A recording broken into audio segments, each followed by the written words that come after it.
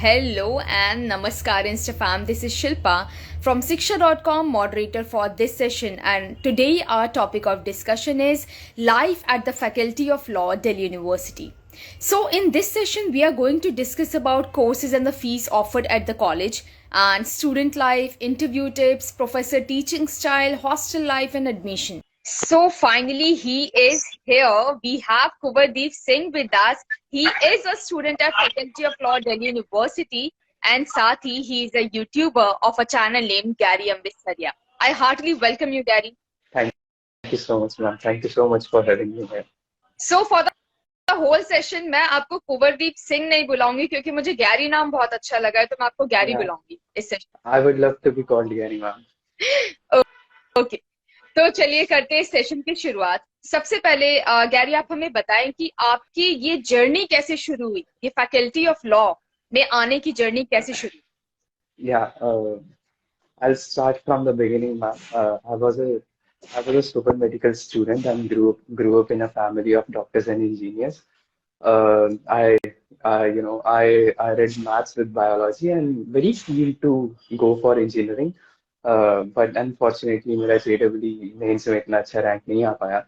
So that's why my parents were like, hang in there and do whatever you want to do. So I did my graduation in history and English literature from Rajdhani College, University of Delhi, and started my UPSC preparation. But due to COVID and lockdown, it all got shattered and I can't complete my UPSC preparations. So after that, I thought, why not to go for law and make a career out of it? So then I gave the ULLB entrance and all that and scored a rank in it. So finally, I am pursuing law from University of Delhi, and that's how I came here and became a student of law.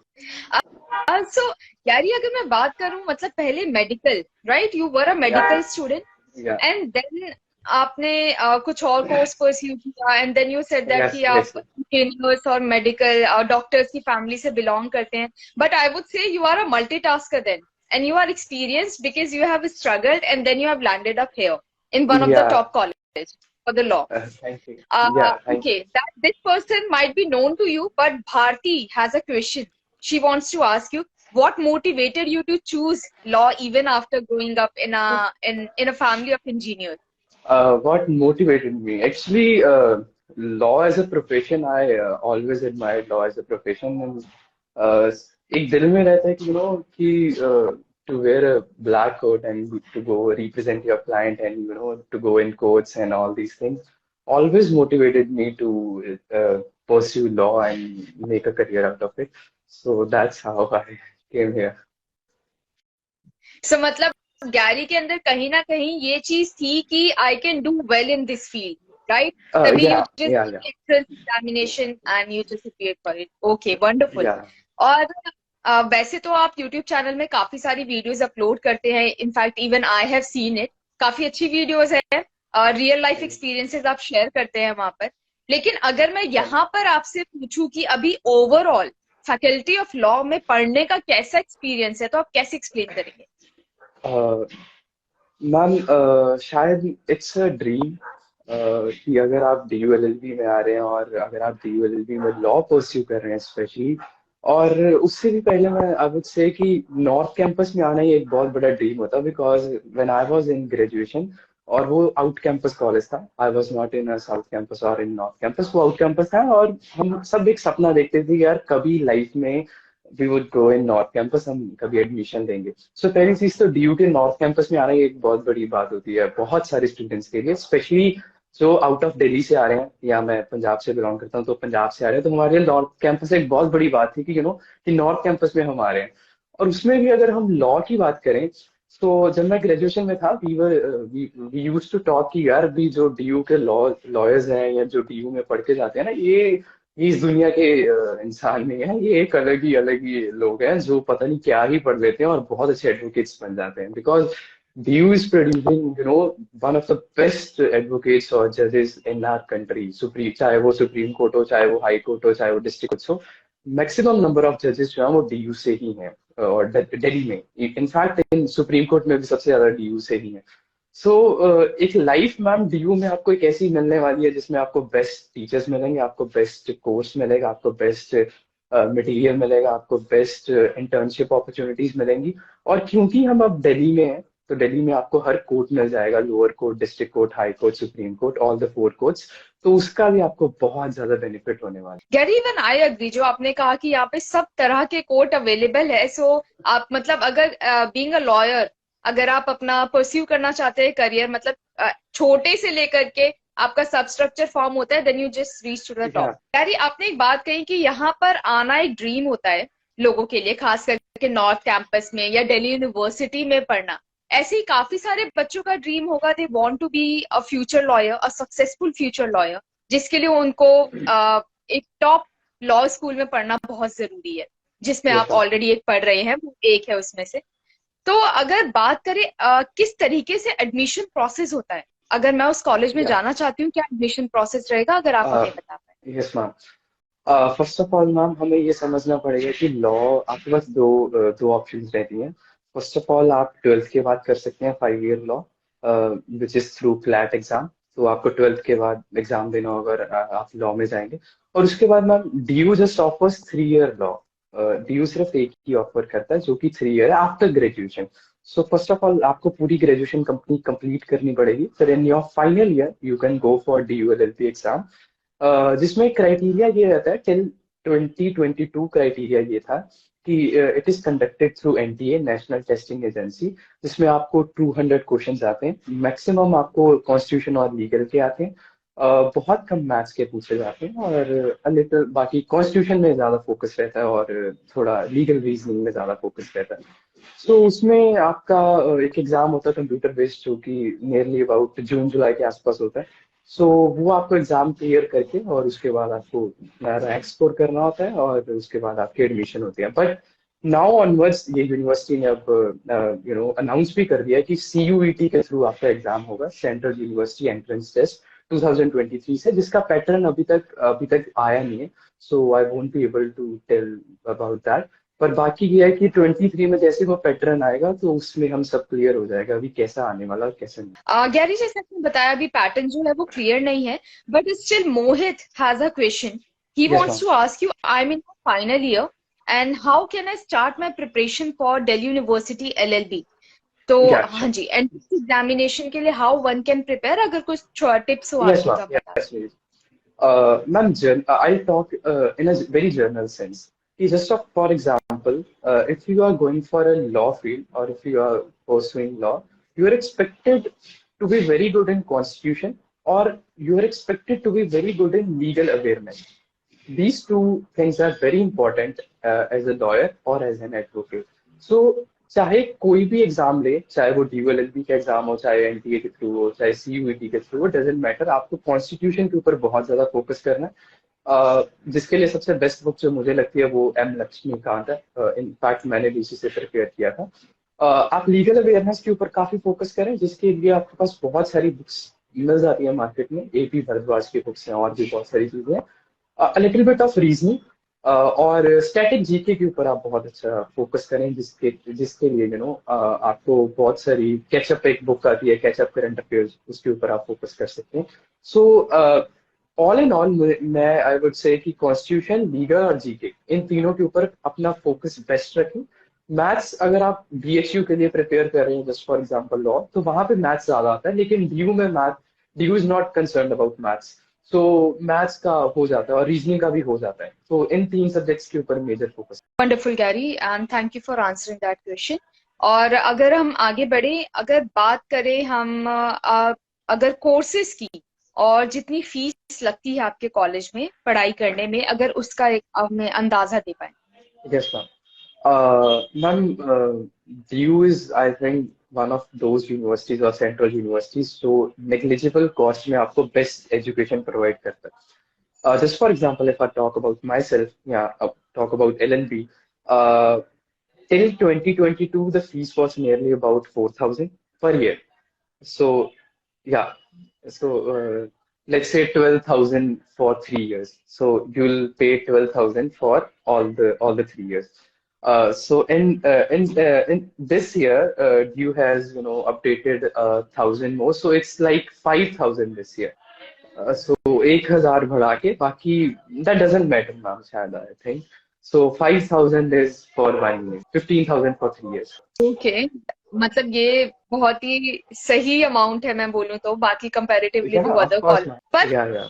हो सकता है Gary कुछ बच्चे ये भी afford ना कर पाए, कुछ ऐसे के स्कॉलरशिप्स यस या मैम। फ्री शिप्स यस भी मैम। मिलती। अगर ये भी जो बच्चे अफोर्ड नहीं कर पाते उनके लिए भी बहुत सारे स्कॉलरशिप्स, बहुत सारे फॉर्म्स और बहुत सारे आपको अपॉर्चुनिटीज दी जाती है कि आप अप्लाई कर सकें वो स्कॉलरशिप, और आपको ये फीस भी रिफंड हो जाए, वो बाद में आपको रिफंड हो जाएगी स्कॉलरशिप के थ्रू। मतलब उसके लिए हमें एकेडमिकली अच्छा परफॉर्म करना पड़ता होगा based on. Ma'am yes ma'am, उसके लिए कुछ क्राइटेरियाज होते हैं, just for example income criteria, low income. Second criteria, आपको किसी में भी किसी ऑल सब्जेक्ट्स पास होने चाहिए। If you are in second semester और if you are in third semester, तो आपके ऑल 10 जो सब्जेक्ट्स आपने पढ़े हैं पहले 2 सेमेस्टर्स में वो क्लियर होने चाहिए, फिर आप स्कॉलरशिप के लिए अप्लाई कर सकते सो गैरी बात करें, जैसे even I have also studied from Delhi university, तो एक फीस तो होता ही है, साथ में कुछ और भी खर्चे होते हैं, जैसे कि असाइनमेंट या फोटोकॉपी करवाना। हमारे आधे पैसे फोटोकॉपी में निकल जाते थे, नोट्स वगैरह में। क्या हैं। Yes ma'am. वहां पर कैसा है फैकल्टी ऑफ लॉ में, क्या है तरीका, और क्या क्या आपके एडिशनल खर्चे हैं, वो भी हम जानना चाहेंगे। यस मैम, खर्चे की अगर मैं बात करूँ मैम, जैसे if I talk about state universities, जैसे अपनी पंजाब की यूनिवर्सिटीज की बात करूँ, तो we have hostels, we have all the other opportunities जो पंजाब में बहुत ज्यादा, but one one negative point about this university और to live in Delhi is कि आपके रहने के लिविंग कॉस्ट बहुत ज्यादा है दिल्ली में, because you don't have hostels. उतने ज्यादा हॉस्टल्स है नहीं, सीट्स बहुत ज्यादा कम है, सो बाहर आपको या तो यू हैव टू, या तो पीजी लेना पड़ेगा या आपको फ्लैट लेना पड़ेगा, जैसे भी आप शेयरिंग बेसिस पे रहना चाहें, उसमें कॉस्ट काफी ज्यादा जाती है। आपके खाने का हो गया, आपके बाकी सब रहने का हो गया, उसमें काफी कॉस्ट है। बाकी अगर आप बुक्स की बात करें मैम, तो आपको नियरली अबाउट 1,000 या 1,500 पर सेमेस्टर कॉस्ट होती है बुक्स की। बाकी अगर आप बहुत और ज्यादा बुक्स लेना चाहें, दैट्स अप टू यू, बाकी जितनी मर्जी ले सकते हैं। बाकी लाइब्रेरी से इशू हो जाती है सारी बुक, हर बुक अवेलेबल है आपकी लाइब्रेरी में, LC1 LC2 CLC की लाइब्रेरी में, जहाँ पे आपका लाइब्रेरी कार्ड बन जाता है और आप हर बुक ले सकते हैं, तो आपको उतनी ज्यादा इसमें मतलब आपको कॉस्ट उतना नहीं पड़ेगा। Gary, I think you can understand this question well. Abhishek Chaubey का एक प्रश्न है, फर्स्ट सेमेस्टर में case material and bare acts कितना प्राइस लगेगा? I think okay. Total on note का मांग रहे हैं। या ma'am, these are all case materials. This is of Civil Procedure and Limitation Act, CPC. So university खुद ma'am online PDFs provide कर देती है, हर साल अपडेट होते हैं, जो कि उनके वेबसाइट पे आपको मिल जाते हैं, और केस मटेरियल होता है। दीज आर ऑल केसेस जिससे एक लॉ स्टूडेंट को पढ़ना होता है और सीखना होता है जजमेंट से। सो इसकी कॉस्ट नियरली अगर मैं आपको बताऊं तो 600 to 700 रहती है, just case mat. Bare acts की बात करूं तो बेयर एक्ट्स मैम बहुत सारी कंपनीज के आते हैं, बहुत सारे जैसे एक यूनिवर्सल का बेयर एक्ट आता है, और भी बहुत सारे बेयर एक्ट्स आते हैं, ज्यादातर बच्चे यूनिवर्सल के देते हैं। बेयर एक्ट्स की कॉस्ट नियरली अबाउट मैम 1,000 हो जाती है। और तो वो ऑल एंड ऑल अगर एक मैं जर्नल एक अमाउंट दूं तो शायद मैं 2,000 के आसपास उसे रखना चाहूंगा, कि इट कॉस्ट अराउंड 2,000, तो उसके आसपास। सो गैरी, क्या ये पॉसिबल हो सकता है कि जो सीनियर्स है वो जूनियर्स को ये दे दे, या ये हर साल चेंज होता मैम केस मटेरियल तो हर साल चेंज होता है, और मैं इनफैक्ट मेरी यही एडवाइस रहेगी कि आप पुराने केस मत यूज करें, हर साल जो अपडेट हो रहा है उसे ही यूज करें, क्योंकि नए नए केसेस कीप्स ऑन कमिंग, और आपको नई नई जजमेंट के साथ, क्योंकि law is ma'am every minute law is evolving. कोई सुप्रीम कोर्ट की आज नई जजमेंट आ गई तो वो आपको वो पुरानी जजमेंट खराब, मतलब वो पीछे चलेगी और नई जजमेंट आपको पढ़नी होगी। So every minute law is evolving और आपको नई नई जजमेंट्स पढ़नी होंगी, तो ये आप पुराना तो यूज ना ही करें। और if we talk about bare acts ma'am, तो बेयर एक्ट्स में बहुत सारी अमेंडमेंट्स आती हैं, पार्लियामेंट एंड सब अमेंडमेंट्स कर रहे हैं, नए नए लॉज बनते हैं, तो उसमें भी अमेंडमेंट्स आती है, तो एक अपडेटेड आपके पास कोर्स मटेरियल होना ज्यादा जरूरी है, व्हाट आई फील। बाकी जैसा भी ठीक लगे। गैरी, मैंने एक और जो क्वेश्चन है वो पिन किया है यहाँ पर। मोहित गुप्ता जी का क्वेश्चन है, if we want to pursue LLB as a career, then we should seen the most important thing, और हाउ टू जज it is good for me और not. Okay, first of all आप अपनी प्लीज ग्रेजुएशन देख लें। अगर आपको constitution और पॉलिटिकल साइंस और ये सब चीजें अगर आपको समझ आता है और आपको लगता है कि ये मुझे मोटिवेट कर रहा है, इंस्पायर कर रहा है, तो पहली चीज मुझे ऐसा लगता है कि आपका इंटरेस्ट होना चाहिए, क्योंकि विदाउट इंटरेस्ट आप इस फील्ड में नहीं आ सकते। तो किसी भी फील्ड में आप अच्छा नहीं कर सकते अगर आपका इंटरेस्ट ही नहीं है।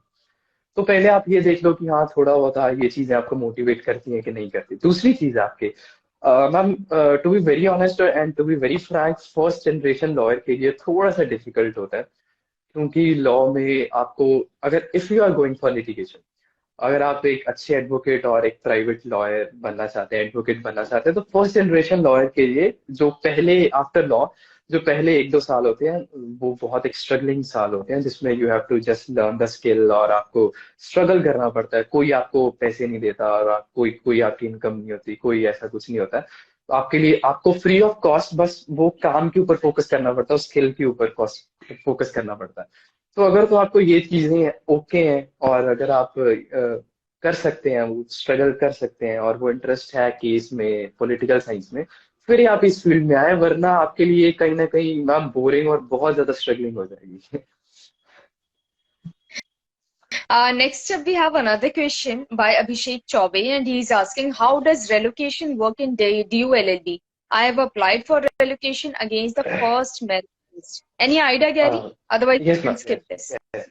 No, I'll answer this. Please give me 2 minutes to answer this question, ma'am. First of all ma'am, एक बहुत बड़ा मिथ है सब एस्पिरेंट्स में, सब स्टूडेंट्स में, कि सब स्टूडेंट्स को लगता है कि CLC is the best and LC 1 is not that good और LC 2 is not that good, and they all compare all the 3 law centres, एंड सब सीएलसी के लिए भागते हैं और वो सब चीजें। लेकिन टू बी वेरी ऑनेस्ट, और ये मैं अपने पर्सनल एक्सपीरियंस से बता रहा हूँ, कि 1% भी डिफरेंस नहीं है किसी भी लॉ सेंटर में। इनफैक्ट सीएलसी के स्टूडेंट्स हमारी तरफ आते हैं एलसी 1 में लेने, क्लासेस लेने। एलसी 1 के स्टूडेंट्स कभी कभी सीएलसी में जाते हैं या एलसी 2 में जाते हैं। सो वो सब आपस में क्लासेस लेते हैं, जो टीचर अच्छा होता है उसके पास बैठ जाते हैं और वो क्लासेस लेना शुरू हो जाते हैं। सो सिर्फ और सिर्फ जो मैटर करता है, जो मुझे ऐसा लगता है, दैट्स द टाइमिंग। कि लॉ सेंटर 1 की जो टाइमिंग है वो फ्रॉम 2 to 8 PM है, और जो एलसी 2 और सीएलसी की टाइमिंग है वो फ्रॉम मॉर्निंग 8 to 2 है। सिर्फ और सिर्फ टाइमिंग मैटर करती है, और कुछ इसमें मैटर नहीं करता। रीएलोकेशन के लिए आपके पास जो प्रोसीजर है वो यही है कि आपने अप्लाई कर दिया, अगर आपका रैंक और आपका नंबर और आप सीट अवेलेबल होगी तो आपको वो सेंटर अलॉट हो जाएगा। अगर सीट नहीं होगी तो वो अलॉट नहीं होगा, आपकी सेकंड प्रेफरेंस या थर्ड प्रेफरेंस होगी, आपको फर्स्ट प्रेफरेंस नहीं मिलेगी। सो यही एक डीयू का प्रोसेस है। आई होप अभिषेक आपको आपके क्वेश्चन का आंसर मिल गया है। और अगर गैरी बात करें इन जनरल, जब हम बोलते हैं कि एडवोकेट है या लॉ की फील्ड से डील करते हैं, तो हमें बस किताबें नजर आती हैं। वो किताबें जो लाल रंग की होती है, हरी रंग की होती है, शेल्फ पर रखी होती है। अगर मैं पूछूं, बीइंग अ लॉ स्टूडेंट कितनी पढ़ाई करनी होती है और कितनी बुक्स होती हैं? ओके मैम, बुक्स मैम, जब तक आप लॉ परस्यू कर रहे हैं, you have to be a very good listener, you have to be a very good learner, you have to be a very good student. क्योंकि just for example, if I was a medical student, या मैं doctor बन जाता या MBBS करता, तो ma'am I can say to my client या I can say to my patient कि यार मुझे तो ये गले का पता नहीं कुछ भी, मैं आई कैन क्योर इट। मुझे अपने क्लाइंट को, मुझे अपने हर चीज को आंसर करना पड़ेगा, और उसकी क्योरी जो भी है, जो प्रॉब्लम है, वो सॉल्व करनी पड़ेगी। इसीलिए तो एलएलबी, हम इसीलिए तो कोई भी फील्ड को बैचलर्स ऑफ लॉ कहते हैं या बैचलर्स ऑफ टेक्नोलॉजी कहते हैं, बीटेक या कोई भी होता है, क्योंकि आपको एक जनरल नॉलेज होनी चाहिए। टिल एलएलबी आपको काफी बुक्स पढ़नी पड़ती है, but the moment you enter into your professional field, just for example in litigation, फिर आप एक चूज कर लेते हैं कि you have to be a criminal lawyer, you have to be a civil lawyer, civil advocate, constitutional advocate, family advocate. तो फिर आप सिर्फ उसी के बारे में पढ़ते हैं। अगर मैं just for example criminal lawyer बनता हूँ या क्रिमिनल एडवोकेट हूँ, तो मैं ज्यादातर फोकस करूंगा कि मेरा क्लाइंट को मैं बेल करा सकूं, मेरा क्लाइंट में मर्डर में कैसे उसे केस को प्रोसीड करूं, या ऐसे थेफ्ट में कैसे प्रोसीड करूं। तो फिर वो सब चीजें फोकस पे ज्यादा रहेंगी। लेकिन जब तक आप ग्रेजुएशन में है तब तक आपको फोकस काफी करना पड़ेगा। So Gary, you are in second year, right? Yes ma'am. एक साल का एक्सपीरियंस ऑलरेडी हो चुका है, कितनी सारी टर्म्स होती हैं लॉ की टर्म्स, बुक्स में? Okay. Okay okay ma'am, terms मतलब मैम मैं ये बहुत सारी पूछ होती नहीं है। रही हूँ टर्म्स कितनी सारी होती है, मुझे पता है बहुत सारी होती है, you can not just name it one by one. पर उनको याद कैसे करते हो आप? इतनी सारी चीजें, इतने सारे एक्ट्स याद करने की कोई ट्रिक है क्या? मैम मेरे एक फ्रेंड है, जब मैं लॉ शुरू अभी मैं अभी सोच रहा था कि लॉ करूंगा, तो मेरे एक फ्रेंड ने कहा कि यार कि लॉ में तो इंग्लिश लैंग्वेज या लैंग्वेज भी बहुत डिफिकल्ट होती है, which is true. Because law में ज्यादातर लैटिन लैंग्वेज के ऊपर फोकस किया जाता है। जो आपने टर्म्स जो मुझे कहा, वो actually those are Latin terms, क्योंकि वहीं से सारा लॉ आया। तो वो लैटिन टर्म्स होती हैं जो हमें हूबहू, या लैटिन मैगजीन्स कहते हैं मैम उसे, और हूबहू वैसी ही हमें याद करनी पड़ती है, वैसी इंटरप्रेट करनी पड़ती है, वैसी समझनी पड़ती है। जस्ट फॉर एग्जांपल मैं कोई एग्जांपल देने की कोशिश करता हूँ कि इंटेंशंस को हम, जैसे जो किसी की इंटेंशन होती है तो हम उसे दो तरह डिवाइड करते हैं, mala fide intention and bona fide intention. कि मतलब एक अच्छी इंटेंशन, एक बुरी इंटेंशन। सो ये जो मेलाफाइड इंटेंशन हो गया या बोनाफाइड इंटेंशन हो गया, all all are these Latin terms जो हमें याद करनी पड़ती है मैम, और कुछ तो है नहीं इसका वे आउट। बस रटनी होती है और उसका मतलब समझना पड़ता है एक्चुअली में what does that mean. Next up, we have a question related to talk about legal aid society. Okay. Legal Aid Society. So whenever you enter the law school of Delhi University or law college of TU, बहुत सारी ma'am आपको placement opportunities मिलती हैं, बहुत सारी internship opportunities मिलती हैं। उसमें से एक सोसाइटी है ma'am, legal aid society. What is a legal aid? पहले तो हम इसे लीगल क्लिनिक कहते हैं। What is a legal clinic? कि आप फ्री ऑफ कॉस्ट लोगों में लीगल अवेयरनेस या लीगल एडवाइस देते हैं। कि मेरे पास समझ लो कोई आया जो एक अच्छे एडवोकेट के पास जाना अफोर्ड नहीं कर सकता, जस्ट फॉर एग्जाम्पल। वैसे तो कोई भी आ सकता है, जस्ट फॉर एग्जाम्पल भी वो एक बहुत अच्छे एडवोकेट के पास अफोर्ड नहीं कर सकता। उसके लिए लीगल एड सोसाइटी है, उसके लिए लीगल क्लिनिक है।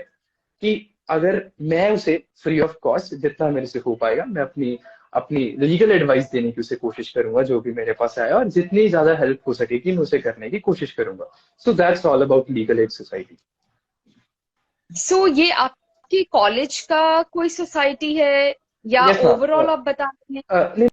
मैम ये हर सेंटर की अलग अलग है। LC2 की अलग है, LC1 की अलग है, CLC की अलग सो मतलब एक कॉमन मैन भी जा करके दे कैन जस्ट है। Yes ask ma'am. For help if they या कैन पर और भी not. Ma'am, in fact legal aid societies तो बहुत सारे एरियाज में, let's say under privileged areas में, या जहाँ पे और बहुत सारे एरियाज में खुद जाते हैं, हमारे स्टूडेंट्स जाते हैं, मेरे जो क्लासमेट्स हैं, बैचमेट्स हैं, सब जाते हैं और सबको लीगल अपने फंडामेंटल राइट्स के बारे में या अपने लीगल राइट्स के बारे में उन्हें अवेयर करते हैं कि आपके पास ये राइट्स हैं और आप इन्हें ऐसे यूज कर सकते हैं।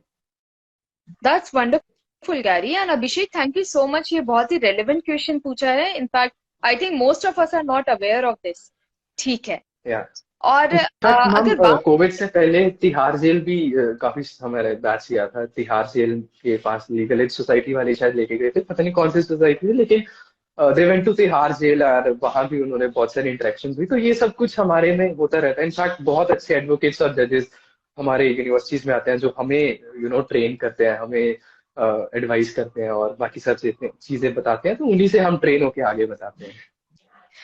जो हमें अभी ज्वाइन कर रहे हैं, आज हम बात कर रहे हैं life at the faculty of law Delhi university. अगर आपके भी कुछ क्वेश्चंस है तो आप भेज सकते हैं या तो कमेंट सेक्शन में या फिर Q&A बॉक्स में, और being a moderator I will be taking those question and I will be asking Gary. ठीक है। अगर बात करें गैरी, लॉ स्कूल में टीचर्स की, जो प्रोफेसर्स होते हैं, कहा जाता है बहुत गुस्से वाले होते हैं। तो फैकल्टी ऑफ लॉ में किस तरह का इंटरेक्शन है teacher, sorry, professor and student का? Okay, professor R and they student का पॉसिबल? मैम, या तो एक आई वुड से मैम, एक बहुत ही अच्छा और एक बहुत ही कंफर्टेबल इन्वायरमेंट है प्रोफेसर और स्टूडेंट के बीच में, जहाँ पे आप you can discuss all your problems, all your queries, all your सब चीजें आप डिस्कस सकते हैं। कोई एक पर्सन भी ऐसे हेजिटेशन या ऐसा फील नहीं होता कि मैं अपने टीचर को ये पूछ सकता हूँ क्या, या ऐसा फील कर सकता हूँ। तो सब बहुत ओपन है। टीचर्स भी आपके साथ बिल्कुल एक फ्रेंडली रहते हैं और बहुत अच्छे रहते हैं। हम भी उनके साथ वैसे ही अच्छा जितना हो सके हम टीचर्स के लिए कर पाते हैं। बाकी गुस्सा तो हाँ, नहीं ऐसा कुछ है, अभी गुस्से वाले प्रोफेसर होते हैं, आई डोंट नो ऐसा क्यों कहा जाता है। लेकिन ऐसा गुस्से वाला तो कुछ ऐसा कुछ अभी तक मैंने देखा नहीं। बाकी इन फ्यूचर अगर देखूंगा तो मैं बता दूंगा। और गैरी, इससे एक फॉलो अप क्वेश्चन मेरा ये है कि अगर उनकी पेडागोजी की बात करें, उनकी टीचिंग स्टाइल की बात करें, तो क्या वो अभी डिजिटल मोड में शिफ्ट हो गई हैं या अभी भी चौक और ब्लैक बोर्ड का इस्तेमाल होता है किताबों से? उसमें थोड़ा सा आप हमें यस मैम। गाइडेंस दें। या यस मैम। जैसे मैम जब लॉकडाउन था और गॉड फॉरबिडन कोविड था, तो कोविड के टाइम ऑफ कोर्स सब ऑनलाइन ही था और ऑनलाइन क्लासेस हो रही थी और वो सब चीजें थी टेक्नोलॉजी से हम सब। मुझे ऐसा लगता है कि टीचर्स भी टेक्नोलॉजी से trying to adept to it, और हम स्टूडेंट्स भी अडेप्ट करने की कोशिश कर रहे थे टेक्नोलॉजी से। उसके बाद the movement, if I am not wrong, February में शायद हमारा ऑफलाइन सेशन स्टार्ट हो गया था, तो फेब्रवरी में हम सब दिल्ली आ गए थे और ऑफलाइन क्लासेस शुरू हो गई थी। तब से we are in our classroom, और उसमें चौक ही मैम ज्यादा यूज किया जाता है, चौक और ब्लैक बोर्ड। या नहीं, चौक नहीं मैम, व्हाइट बोर्ड पे यूज किया जाता है विद अ मार्कर। तो वो सभी अभी आज भी चीजें यूज की जाती हैं, दैट्स गुड मैम। मुझे लगता है कि यही अच्छी है। और एक बहुत कमेंट सेक्शन में मुझे भी मैम यूट्यूब पे बहुत एक क्वेश्चन आता है कि क्या लैपटॉप्स और वो सब टैब्स और मोबाइल और वो सब चीजें यूज कर सकते हैं। और आपको करना पड़ता है मैम वो सब चीजें, बिकॉज जो पेयर एक्ट्स होते हैं, आपकी बुक्स होती है, इतनी बुक्स आप कैरी नहीं कर सकते, और इतने सब्जेक्ट्स आपको बहुत सारी चीजें हैं जो आपको एक लैपटॉप पे और कंप्यूटर पे या इलेक्ट्रॉनिक डिवाइस पे आपको देखना पड़ता है। तो क्लासेस में आपको वो भी यूज करना पड़ते हैं साथ में। और बेरक भी आप ऑनलाइन देख सकते हैं और वो सब चीजें। So, I mean, traditional method of teaching is there, but they are just trying to combine it with a digital affair, right? या This is what you're that's the saying. Best way to learn. Right, even I agree. ठीक है। अगर बात करें Gary, जो हम अपने TV screen पर देखते हैं या फोन पर देखते हैं, कोर्ट प्रोसीडिंग्स होती हैं, वहां पर जज होते हैं, वहां पे लॉयर्स होते हैं, आपस में फाइट होती है और वो डिस्कस करते हैं, क्या सच में ऐसा होता है? और बीइंग अ स्टूडेंट, क्या आप लोगों को ये mirror real life proceedings experience करने का मौका मिलता है? क्या ऐसा सिखाया जाता है लॉ? Yes ma'am. एक्चुअली आपने बहुत अच्छी बात की मैम, कि असली प्रोसीडिंग्स और एक जो मूवीज में दिखाई जाती है या वो सब प्रोसीडिंग्स में कितना डिफरेंस होता है। आई वुड से कि मैम 100% मूवीज में जो दिखाया जाता है वो बिल्कुल गलत होता है। वैसा कुछ नहीं होता असली कोर्ट में। वैसा कोई प्रोसीडिंग नहीं है कि वो जज आपसे भी, जज जो ऑनरेबल जज है वो आपसे कुछ ऐसा पूछ रहे हैं और ऐसा कुछ आपस में ऐसा कुछ हो रहा है, ऐसा कुछ नहीं होता। फर्स्ट ऑफ ऑल, जब भी ऐसा एक केस शुरू होता है ma'am, just for example I am the accused और मैं डिफेंडेंट हूँ, और मेरे अगेंस्ट किसी ने केस किया, let's say A is a plaintiff और मैं डिफेंडेंट हूँ। सो सबसे पहले तो मैम, द मोमेंट आप कोर्ट में आपका केस शुरू होता है तो समन इशू होते हैं। समन आपके घर तक जाते हैं और आपको आपको आपको बताया जाता है कि आपके अगेंस्ट केस शुरू हो गया और ये इस डेट को फर्स्ट हियरिंग है। तो फिर आप एक अच्छे एडवोकेट के पास जाते हैं, एडवोकेट आपको रिप्रेजेंट करता है और वो सब चीजें होती हैं। सो जो आप मूवीज में देखते हैं कि वो अदालत अदालत अदालत, वो ऐसा कुछ हो रहा है और एक एक एक अक्यूज अपनी बात ऐसे खुल के कह पा रहा है, इतना ऐसा कुछ नहीं होता। ऑनरेबल जो जज होते हैं या एडवोकेट होते हैं वो सिर्फ एक बारी में, एडवोकेट जो होते हैं वो बहस केस के एंडिंग में ही करते हैं, जिसे हम बहस कहते हैं, जो लड़ना कहते हैं। वो केस के एक पार्ट है, सिर्फ एक केस का लिटिगेशन का एक पार्ट होता है जो कि कोर्ट में, मतलब केस के एंडिंग पार्ट में ही होता है। जब आप विटनेस प्रूफ करते हैं उससे पहले बहस होती है। तो वो एक सिर्फ एक प्रोसीजर है और वो कुछ टाइम का ही प्रोसीजर है। ऐसा कुछ नहीं है कि आप बहुत ऐसे लड़ते ही रहते हैं लड़ते ही रहते हैं, ऐसा कुछ नहीं है। उससे पहले आप बहुत सारी प्रोसीजर करते हैं, जैसे एविडेंस शो करते हैं, आप विटनेस शो करते हैं, आप एक बहुत अच्छी राइटिंग्स में अपना केस रिप्रेजेंट करते हैं जज के सामने। तो असली कोर्ट में वैसा होता है। और अटेंडेंस होती है, जैसे अगर मैं और ज्यादा प्रैक्टिकल जाऊं तो मोमेंट आप कोर्ट में एंटर करते हैं तो सबसे पहले आपकी अटेंडेंस होती है, वो आपका नाम बोलते हैं और आपको अटेंडेंस लगानी होती है कि हाँ मैं आ गया, कोर्ट में आ गया। नहीं आओगे तो फिर कोर्ट आपको आपके ऊपर फाइन डालती है और आपको समन और वारंट इशू भी कर सकती है अगर आप बहुत ज्यादा ही लेट है। सो गैरी, क्या ऐसा आपके कॉलेज में ऑलरेडी ऐसी चीजें सिखाई जाती हैं? क्या स्टेप्स होते हैं? जैसे आपने कहा एविडेंस दिखाते हैं पहले, फिर लिटिगेशंस होते हैं, फिर इस तरीके से प्रोसेस आगे कैरी ऑन करता है। तो मैम ये चीजें मुझे यूनिवर्सिटी ने नहीं सिखाई। आई एम वेरी लकी कि मेरी फैमिली में और भी बहुत सारे एडवोकेट्स हैं और जजेस भी हैं, तो मैं उनसे ये सब चीजें सीखी हैं क्योंकि मैं कोर्ट में बहुत पहले से जाता था। तो मैंने ये सब चीजें वहां देखी हैं। बट अगर मैं सिर्फ यूनिवर्सिटी की बात करूं तो इन योर फिफ्थ सेमेस्टर एक सब्जेक्ट आता है मूट कोर्ट एंड इंटर्नशिप। एक ही सब्जेक्ट है, मूट कोर्ट एंड इंटर्नशिप। तो वो मूट कोर्ट में मैम आपको ऐसी प्रोसीडिंग सब सिखाई जाती है और एक कोर्ट की तरह पूरा बनाया जाता है और एक सब वैसा ही बनाया जाता है। और आपको वो स्किल सिखाया जाता है कि आपको एक्चुअली में केस को कैसे रिप्रेजेंट, अपने क्लाइंट को कैसे रिप्रेजेंट करना है या आपको कैसे केस को आगे रखना है। तो फिफ्थ सेमेस्टर में आपको एक सब्जेक्ट आता है मूट कोर्ट। और गैरी अगर बात करें ये लिटिगेशन स्किल्स जो हैं, आ, यस मैम। ये कैसे अक्वायर करते हैं? बीइंग अ लॉ स्टूडेंट, मतलब इसको ही अक्वायर करना, I think it's a task. तो ये कैसे सिखाया जाता है लॉ स्कूल में? क्या कुछ क्लासेस होती हैं, क्या होता है? लॉ स्कूल्स में मैम आप इतने ज्यादा लिटिगेशन स्किल्स एक्वायर नहीं कर सकते कि अगर मैं कहूँ कि आप 100% की द मोमेंट आप एक लॉ ग्रेजुएट होके बाहर निकले और आप पूरे एक ट्रेन्ड एडवोकेट हैं, ऐसा नहीं होता। इसीलिए इंटर्नशिप्स और इसीलिए बाद में प्रैक्टिसेस होती हैं। जस्ट फॉर एग्जांपल आप एक अच्छे एडवोकेट के नीचे अंडर वर्क कर रहे हैं, इसीलिए ये सब चीजें रखी गई हैं ताकि आप you acquire the actual skill. Actual skill university में उतना ज्यादा आपको नहीं सिखाया जा सकता। University is all about ma'am theories, कि आप अच्छे से लॉ पढ़ लें, आप अच्छे से उस लॉ को समझ लें। जस्ट फॉर एग्जांपल आईपीसी के सेक्शन समझ लें, इंडियन पीनल कोड के ये सेक्शन है और ये कह रहे हैं। अब उसको एक्चुअल में मैं कैसे अपने क्लाइंट को रिप्रेजेंट करते टाइम यूज करूंगा और कैसे यूज करना, वो द मोमेंट आप एक्चुअल कोर्ट में एंटर करेंगे आपको तभी समझ आएगा, वैसे आप उतना ज्यादा समझ नहीं पाएंगे। जैसे गैरी आपने कहा कि इंटर्नशिप अपॉर्चुनिटीज से हमें ये थोड़ी समझ आ जाती है, फिर उसके बाद जब आप यस मैम। कोर्ट में जाते हैं, प्रोफेशनली डील करते हैं, तो धीरे धीरे आप सीखते हो ये धीरे सारी धीरे, चीजें। Yes ma'am. या तो क्या आपके कॉलेज में इंटर्नशिप अपॉर्चुनिटीज आती हैं? There are ample of opportunities ma'am. Internship की तो आप बात ही ना करें। अगर अगर आप इंटर्नशिप करना चाहते हैं, हमें हर वीक मैम, हर वीक, लिटरली हर वीक बहुत सारी अपॉर्चुनिटीज, बहुत सारे मैसेजेस ग्रुप्स में आते हैं, आपके क्लास ग्रुप्स होते हैं। So we get ample of opportunities कि आप इंटर्नशिप कर सकें, आप कुछ किसी भी फील्ड में जाके कर सकें, because law is a very diverse field. आप सिर्फ इसे एज अ लिटिगेशन या सिर्फ जुडिशरी के पॉइंट ऑफ व्यू से ना देखें। लॉ में आप बहुत जगह जा सकते हैं। You can either go to banks और PSUs, public sector undertaking, banks में जा सकते हैं। आप एपीओ बन सकते हैं, public prosecutor, government public prosecutor बन सकते हैं। डिफेंस में जा सकते हैं, आप जुडिशरी में जा सकते हैं। बहुत सारी अपॉर्चुनिटीज है और इंटर्नशिप्स के थ्रू आपको वो सब चीजें सीखने को मिलती हैं। और and there are many applications जिसके थ्रू आप इंटर्नशिप्स में अप्लाई कर सकते हैं। Just for example Law Octopus एक एप्लीकेशन है जो सिर्फ लीगल इंटर्नशिप्स ही प्रोवाइड करती है। या लिंक्डइन आईडी जो है वो भी एक अच्छा प्लेटफॉर्म आपको प्रोवाइड करती है लॉ इंटर्नशिप्स के लिए। सो बहुत अपॉर्चुनिटीज है, उसकी कमी नहीं है यहाँ। सो गैरी प्लेसमेंट भी होती है आपके यस कॉलेज मैम। से? आपका यूनिवर्सिटी का खुद का एक प्लेसमेंट सेल है।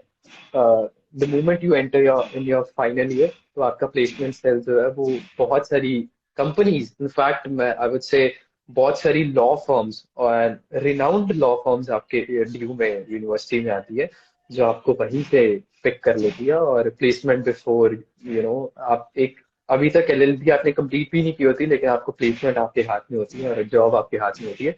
बहुत सारी कॉर्पोरेट फर्म्स यूनिवर्सिटी में आती हैं और आपको जॉब्स ऑफर करती हैं, बट बिफोर दैट आपको अपने ऊपर फोकस करना पड़ेगा। आपको हीरे को तराशना होगा तभी आपको कुछ मिल पाएगा। तो आप एक बहुत अच्छा अपना सीवी बनाएं, बहुत अच्छा इंटर्नशिप्स करें, बहुत अच्छा स्किल सीखें, तभी आप उसमें जॉब ले पाएंगे।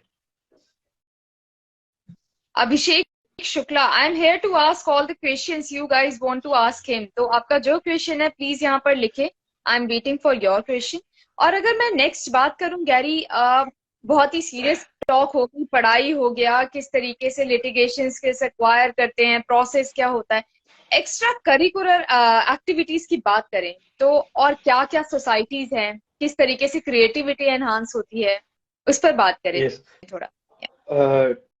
To be very honest ma'am, अगर मैं डीयू की बात करूं तो डीयू में extra curricular activities ma'am graduation में ज्यादा है, यूजी लेवल पे ज्यादा है।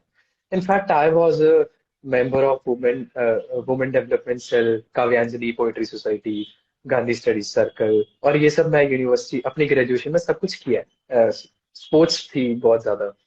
लेकिन the moment I entered in my PG course, this is the law, that is law, so उसमें उतनी ज्यादा एक्स्ट्रा करिकुलर एक्टिविटीज आपको देखने को नहीं मिलती।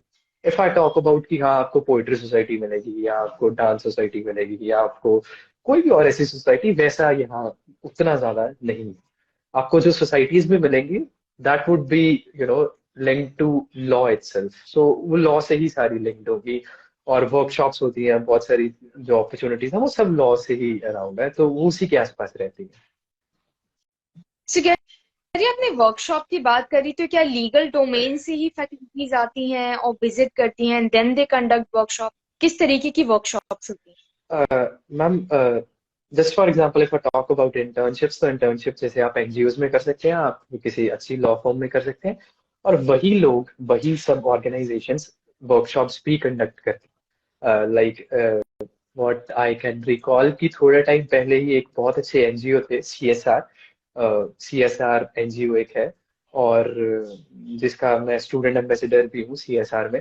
तो वो एक एनजीओ आया था हमारे यहाँ पे लॉ लॉ यूनिवर्सिटी में, और उन्होंने हमें वुमेन सेफ्टी के ऊपर बहुत सारी चीजें बताई, वुमेन सेफ्टी के ऊपर बहुत बहुत सारा हमें अवेयर किया। सो ऐसे बहुत अलग अलग डोमेन से आते रहते हैं फॉर वर्कशॉप्स, सिर्फ लीगल डोमेन से ही नहीं आते। सो कह रही, how you applied for this student ambassadorship? Ma'am, they contacted us, और जब वर्कशॉप हुई थी तो हम वहाँ वॉलंटियर्स थे, काफी स्टूडेंट्स। तो वहाँ पे वॉलंटियर्स को अपॉर्चुनिटी मिली to be a student ambassador, तो उसके बाद फिर उन्होंने हमें वो अपॉर्चुनिटी दी। Gary, next up I have pinned a question. What is AISHE Code of Law Center? I might be pronouncing it wrong, but I need your guidance on this, if you have any idea. Otherwise, we can skip Uh, it. I don't have any You idea, ma'am. ठीक है. So I think I'm we very need to sorry for this, conduct but another I don't know session with what is this. yeah. If you guys have more questions like this, कि कहाँ पर क्या है, कौन कौन सी societies है, then we can conduct another session with Gary. I'll have word with him, and please do send your questions in my email ID. ठीक है. Gary, थोड़ा time हो गया है, so that we can just wind up this session for today. Yes, yes. लेकिन इससे पहले हम आपको ऐसे नहीं छोड़ने वाले, हमें टिप्स चाहिए जो नए बच्चे ज्वाइन करेंगे और साथ में DU LLB एस्पिरेंट्स के लिए. Over to you. Yeah. पहले तो ma'am, thank you so much for having me here, और I was very really excited for this conversation and event. ये मेरे लिए एक बहुत बड़ी बात है कि मैं आपसे बात कर पाया और स्टूडेंट्स के साथ इंटरेक्ट कर पाया।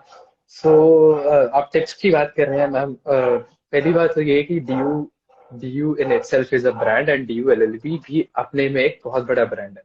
कि आप जहाँ लॉ स्कूल्स हमारे पूरे ऑल ओवर कंट्री में बहुत ज्यादा है, लेकिन DU LLB is something else, जो कि कहीं और नहीं आपको मिलेगा। उसके लिए आपको उतना ही हार्ड वर्क भी कर, मतलब you know for everything there is a price to pay, या देयर इज अ सेक्रीफाइस आपको जो करना पड़ेगा। सो इस एग्जाम के लिए और इस यहाँ तक आने के लिए भी आपको बहुत प्राइस पे करना पड़ेगा और बहुत हार्ड वर्क करना पड़ेगा। इनफैक्ट अगर आप इस साल की कट ऑफ देखें जो कि बहुत ज्यादा हाई है, सो आप उससे आइडिया लगा सकते हैं कि कितने ज्यादा क्यूरियस हैं और एक्साइटेड हैं स्टूडेंट्स आने के लिए। सो टिप्स में मैं सबसे पहली चीज यही कहूंगा कि आप प्लीज जरा कॉन्स्टिट्यूशन के ऊपर बहुत ज्यादा फोकस करें। मतलब ऐसा है कि कॉन्स्टिट्यूशन को आप रट लें, कॉन्स्टिट्यूशन को आप अच्छी तरह अपने खून में रचा लें, कि इतना ज्यादा कॉन्स्टिट्यूशन आपको कुछ भी हो, कॉन्स्टिट्यूशन आता। उसके बाद आप लीगल अवेयरनेस के ऊपर फोकस करें। Legal awareness in the sense भी आपको एक बेसिक अंडरस्टैंडिंग होनी चाहिए कि व्हाट इज द मर्डर, या आईपीसी की एक बेसिक अंडरस्टैंडिंग होनी चाहिए भी, चोरी या थेफ्ट किसे कहते हैं, रॉबरी किसे कहते हैं। तो ये एक बेसिक अंडरस्टैंडिंग होनी चाहिए, बिल्कुल डीप में भी नहीं जाना, लेकिन एक बेसिक अंडरस्टैंडिंग। या फिर आपको कॉन्ट्रैक्ट पता होना चाहिए, व्हाट इज अ कॉन्ट्रैक्ट, या हिंदू मैरिज एक्ट के बारे में पता होना चाहिए कि हिंदू मैरिज एक्ट के अंदर अंदर कैसी मैरिजेस होती हैं, और वो सब चीजें पता होना चाहिए। उसके बाद आई वुड से कि focus more on GK, both static और जो करंट जीके चल रही है उसके ऊपर बहुत ज्यादा फोकस करें, क्योंकि हर कॉम्पिटेटिव एग्जाम में हर क्वेश्चन कहीं ना कहीं जीके से ही रिलेटेड होता है। स्टैटिक जीके भी कहीं ना कहीं करंट जीके से ही रिलेटेड होती है। सो ये मेरा एक्सपीरियंस है, जितने भी मैंने कॉम्पिटेटिव एग्जाम्स दिए हैं, मैंने एक चीज देखी है कि जो करंट सिनेरियो चल रहा होता है, बाकी स्टैटिक क्वेश्चंस भी उसी के रिलेटेड होते हैं। कि जस्ट फॉर एग्जांपल आजकल अगर प्रेसिडेंशियल इलेक्शंस चल रहे हैं एग्जांपल के तौर पे, तो मेरा स्टैटिक क्वेश्चन भी वही होगा कि प्रेसिडेंट को किस आर्टिकल के अंडर, प्रेसिडेंट के पास क्या क्या पावर्स है किस आर्टिकल के अंडर, तो स्टैटिक क्वेश्चंस भी उसी के साथ रिलेटेड होंगे। सो आप जीके के ऊपर फोकस करें ज्यादा। और एक बहुत बड़ी चीज मैं बहुत इंपॉर्टेंट चीज मैं कहना चाहूंगा कि प्लीज सिर्फ डीयू के लिए ही मत सोचें, और भी अपने एक बैकअप ऑप्शन जरूर रखें, क्योंकि बहुत सारे स्टूडेंट्स होते हैं जिनका पूरा एक साल खराब हो जाता है डीयू के प्रोसेस में, क्योंकि डीयू प्रोसेस एक बहुत लंबा प्रोसेस है और बहुत टाइम कंज्यूमिंग प्रोसेस है। तो एक साल पूरा वेस्ट करने की बजाय एक बैकअप ऑप्शन रखें कि इन केस अगर आपका डीयू में नहीं हो रहा या और कुछ हो रहा है, तो आप वहां लॉ कर सकें, क्योंकि एट द एंड सबने 3 साल बाद एक लॉयर या एडवोकेट ही बन जाना है। डजेंट मैटर कि किसी ने डीयू से किया या किसी और कहीं से किया है, तो एक बैकअप ऑप्शन जरूर रखें। बाकी और बस इन्हीं के ऊपर फोकस करें तो आपका पक्का स्कोर आ जाएगा। Gary, I can see one more question. Parth का ये यस मैम। क्वेश्चन है that how is the life at faculty of law and hostel life, please tell us भैया। Hostel, ma'am, DU doesn't offer hostel that much, और LLB में तो बिल्कुल भी नहीं है। We don't have a dedicated hostel की हाँ कि ये पीजी वालों के लिए या एलएलबी वालों के लिए हॉस्टल, ऐसा कुछ नहीं है। तो हॉस्टल लाइफ के बारे में I would not be the right person कि मैं आंसर कर पाऊँ, तो हॉस्टल लाइफ का मुझे कुछ नहीं आइडिया नहीं है। बाकी लाइफ में आपको बता ही सकता हूँ कि इट्स लाइक कैसे समझाऊं कि it's like a very beautiful life, कि I am having a ball of time, की मतलब भी मेरे लाइफ का सबसे बेस्ट टाइम चल रहा है और वैसी लाइफ है यहाँ पे।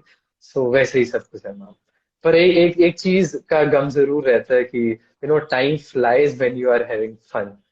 जो जितना अच्छा टाइम होता है वो एकदम से ऐसे फ्लाई कर जाता है, आपको पता भी नहीं लगता। तो ये वैसा टाइम है आपकी लाइफ का। अभिषेक शुक्ला, वैसे तो गैरी बात कर चुके हैं कि आपको किन पॉइंटर्स पर तैयारी करनी है और किस तरह से करनी है, लेकिन फिर भी गैरी, अगर आप कुछ और एंगल इसमें ऐड करना चाहते हो, बहुत कम टाइम है, मैं कैसे तैयारी करूं?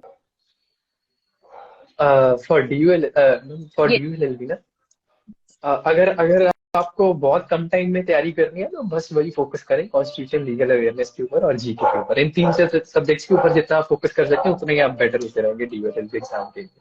and one more question. Questions are just coming up. I just cannot ignore it. Some do's and don'ts for first semester. Do's and do's is something कि डीयूएलएलबी के जो सेमेस्टर एग्जाम्स हैं या जो फर्स्ट 3 सेमेस्टर्स हैं, those are very important with judiciary point of view. So अगर आप एक जुडिशरी की प्रिपरेशन कर रहे हैं या वैसे स्टूडेंट हैं, तो प्लीज ये पहले 3 या 4 सेमेस्टर सबसे ज्यादा फोकस करना। डोंट थिंक कि ये मेरा फर्स्ट सेमेस्टर है और मुझे अभी लाइटली लेना है, कोई बात नहीं, आगे फाइनल ईयर में फोकस कर लूंगा। ऐसा नहीं होता। पहले 4 सेमेस्टर्स पे सबसे ज्यादा फोकस करना, क्योंकि सबसे ज्यादा इंपॉर्टेंट जो सब्जेक्ट्स हैं वो पहले 4 सेमेस्टर ही हैं।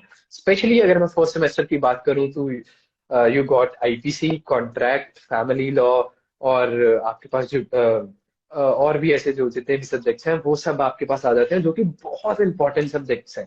तो उनके ऊपर प्लीज ज्यादा फोकस करना। और अगर मैं डोंट की बात करूं तो प्लीज ऐसा ना समझना है कि बहुत इजीली सेमेस्टर एग्जाम्स पास हो जाते हैं और ऐसा कुछ हो जाता है।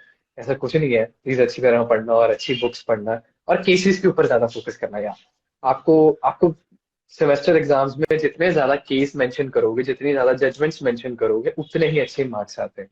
सो केसेस के ऊपर ज्यादा फोकस। आई होप अभिषेक आपको आपके क्वेश्चन का आंसर बेहतरीन तरीके से मिल गया है गैरी से।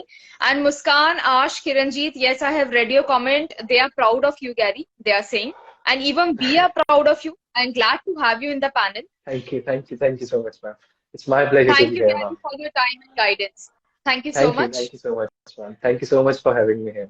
Thank you, InstaFam, for being with us and asking us all relevant questions. I hope you liked this session. And this video will be available on Instagram, on this official Instagram account, and also on Siksha's official YouTube channel. So you can just go through all the pointers Gary has shared with us. And it's time for me to wind up this session for today. And with this, I am Shilpa signing off. Till then, take care and keep dreaming high. Bye-bye. Thank you.